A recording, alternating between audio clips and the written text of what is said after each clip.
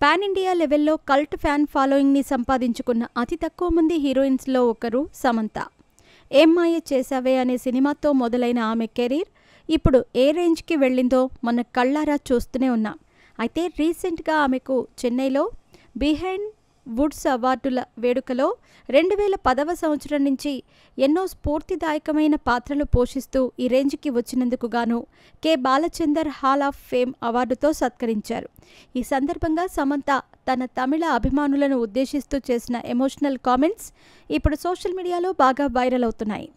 ఆమె మాట్లాడుతూ, నేటితో నా జీవితం పరిపూర్ణమైనదిగా భావిస్తున్నాను. K. Balachander hall of fame award నాకు దక్కటం నేను చేసుకున్న అదృష్టం. బాలచందర్ గారంటే నాకు ఎంతో అభిమానం. ఆయన సినిమాల్లోని స్త్రీ పాత్రలకు చాలా ప్రత్యేకత ఉంటుంది. వాళ్ల పాత్రల్లో సహజత్వం ఉట్టిపడేది. అలాంటి మహనీయుడి అవార్డుని అందుకోవటం నాకు దక్కిన అరుదైన గౌరవంగా భావిస్తున్నాను. ఈ అవార్డును నన్ను ఎంపిక చేసినందుకు ధన్యవాదాలు. సాధారణంగా ఒక సినిమా సూపర్ హిట్ అయితే మనల్ని ప్రేమించేవారు కొత్తగా పుట్టుకొస్తూ ఉంటారు. కానీ నేను తమిళంలో ఒక సినిమా చేసి చాలా రోజులైంది. ప్రస్తుతం నా చేతిలో ఒక్క తమిళ సినిమా కూడా లేదు. నా గత తమిళ సినిమా కూడా సూపర్ హిట్ అవ్వలేదు.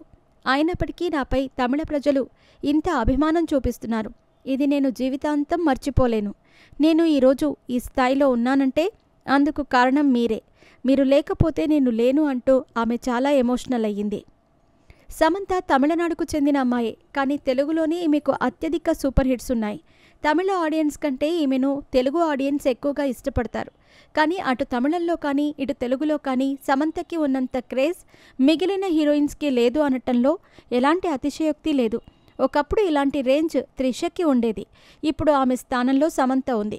ఇకపోతే సమంత గతేడాది సిటాడెల్ అనే వెబ్ సిరీస్తో అమెజాన్ ప్రైమ్ ద్వారా మన ముందుకు వచ్చింది. ఈ సిరీస్కి ఆశించిన స్థాయిలో రెస్పాన్స్ రాలేదు. ప్రస్తుతం ఆమె మా ఇంటి బంగారం అనే సినిమా చేస్తోంది. అదేవిధంగా నెట్ఫ్లిక్స్ తెరకెక్కిస్తున్న రక్త బ్రహ్మాండ అనే వెబ్ సిరీస్లో కూడా నటిస్తోంది.